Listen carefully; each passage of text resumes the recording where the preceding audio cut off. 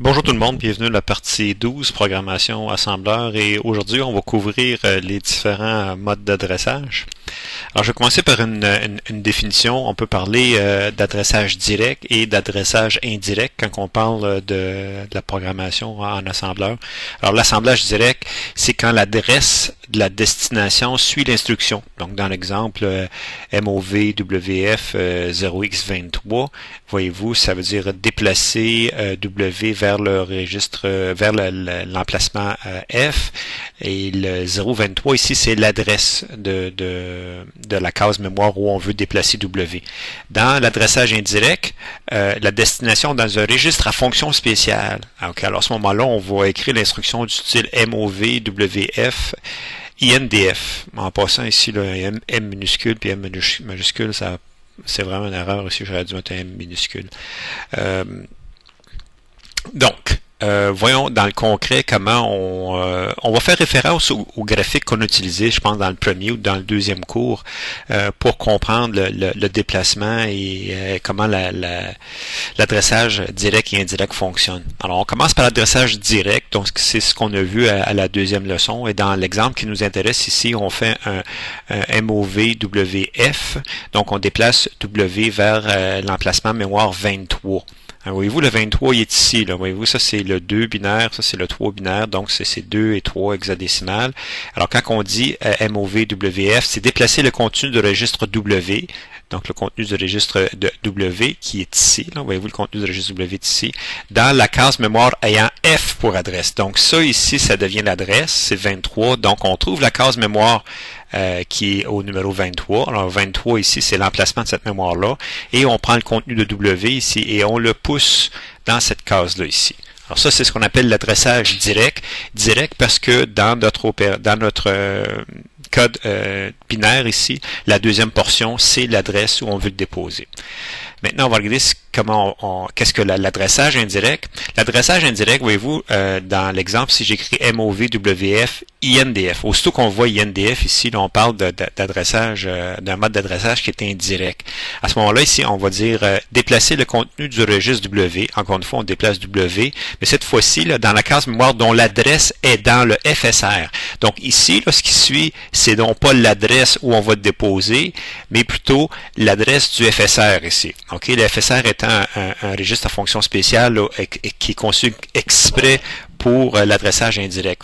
Dans ce cas-ci, dans le FSR, on avait déposé préalablement 23. On aurait pu déposer n'importe quelle valeur, mais préalablement, on a déposé 23. Mais 23, vu que c'est 23 ici, alors on s'en va dans la case mémoire 23.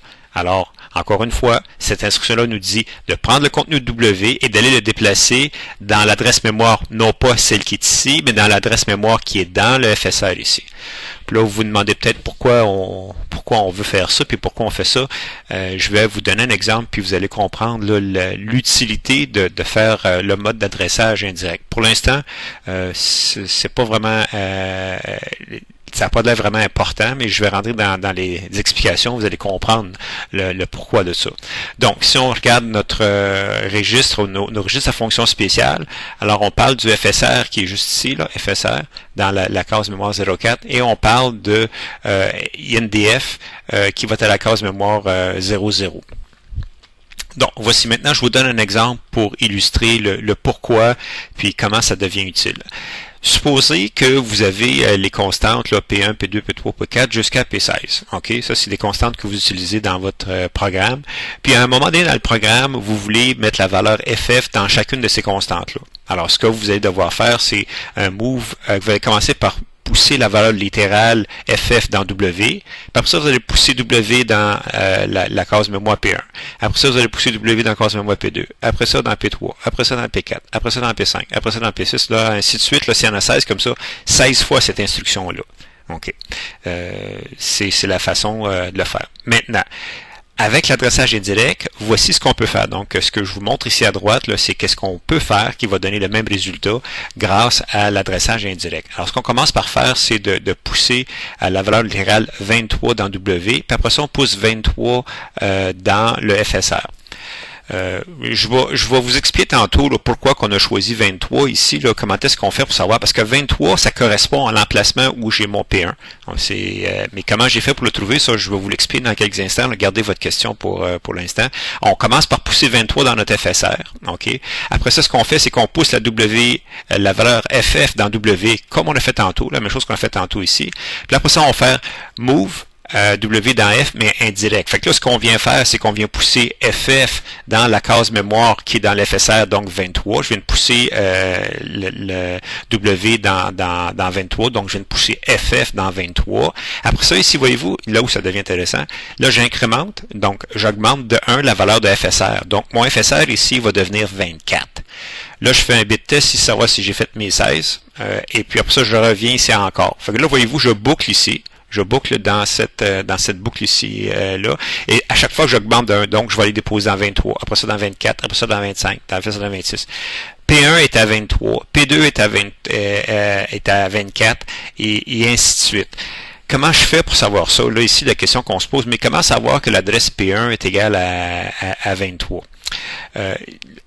Quand on écrit un programme, il faut au début du programme aller réserver des espaces mémoire pour nos constantes.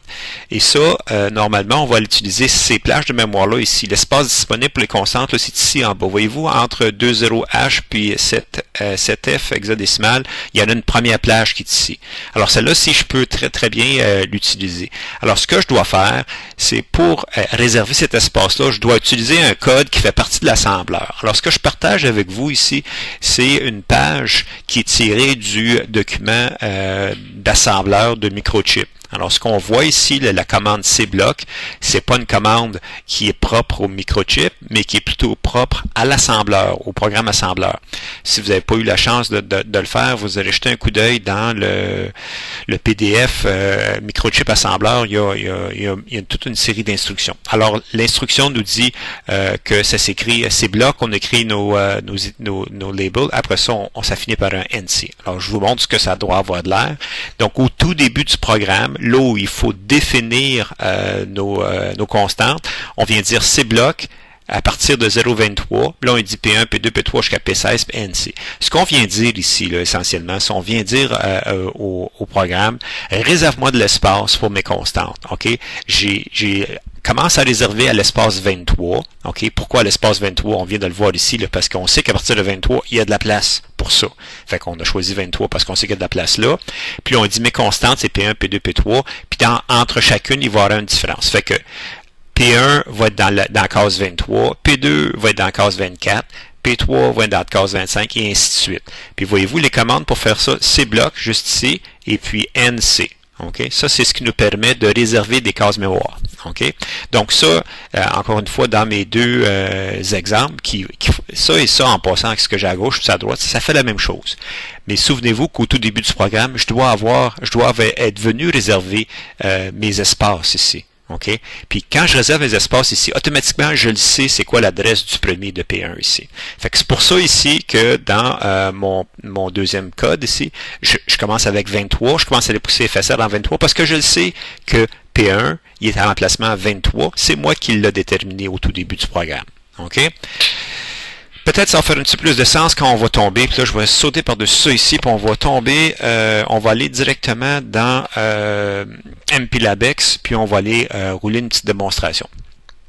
Alors, voici. Dans mon petit programme que j'ai ici, premièrement, voyez-vous, au tout début du programme ici, je vous fais remarquer la fameuse commande cblock, puis moi je la fais commencer à 0,20 parce qu'on a vu tantôt là, que ça commençait à 20, mais là j'ai décidé de pas faire de gaspillage, puis je commence dès le 0x20, puis je viens réserver l'espace pour P1, P2, P3 jusqu'à P16. Après ça, j'ai masse, j'ai échantillon, j'ai timer, j'ai toutes sortes d'autres choses, là, mais voyez-vous, sont séparés par des virgules, c'est chacune de mes constantes que je suis venu réserver l'espace ici. Ça veut dire automatiquement que dans mon programme, l'emplacement mémoire 0x20, OK, va être réservé pour P1, 21 pour P2 et ainsi de suite.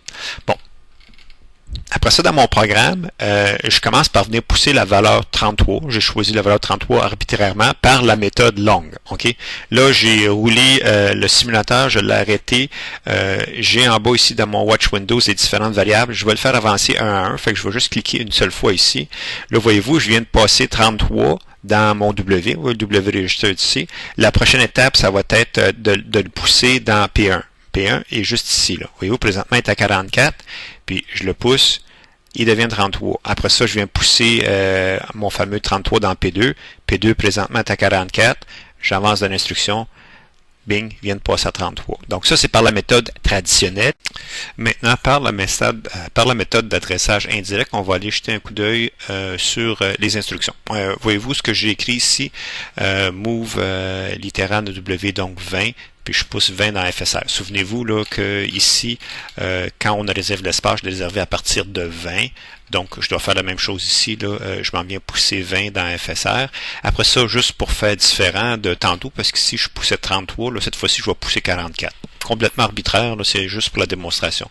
Alors, je viens pousser 44 dans W, puis après ça, je roule. Alors, ce qu'on va faire, c'est qu'on va faire rouler nos instructions. Ici, on va descendre jusqu'à temps qu'on se rende à ce niveau-là.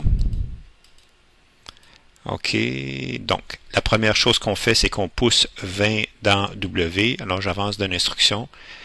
Notre 20 est bien rendu dans W ici. Après ça, je m'envoie ça dans la FSR. Voyez-vous, la FSR, présentement, il y a 21. Je vais pousser ça ici. Je viens de tomber à 20 dans mon FSR. L'instruction suivante, c'est move indirect, move WF indirect. Alors, non, là, ce que je fais, excusez-moi, là, je pousse 44 dans W. Fait qu'ici, le W, présentement, il y a 20. Donc, je pousse 44 dans W. Ma prochaine instruction, voyez-vous, c'est là que ça devient intéressant. C'est là que je viens me servir de mode indirect pour aller pousser la valeur 44 dans P1. P1, présentement, est à 33. Alors, j'avance d'une instruction. Voyez-vous, P1, ici, vient de passer à 44. Donc, avec la commande MOVWF indirect, j'ai poussé mon 44. Après ça, j'incrémente FSR. Regardez bien, FSR présentement est à 20, il devrait passer à 21. FSR est passé à 21. Je fais un bit test ici, la condition n'est pas encore rencontrée parce que je teste le bit 4 de FSR. Et je vais donc aller à GoToMiami et Miami, on recommence, et ainsi de suite. Alors, voici comment fonctionne le mode d'adressage indirect. J'espère que cette leçon vous a plu et je vous souhaite un excellent apprentissage.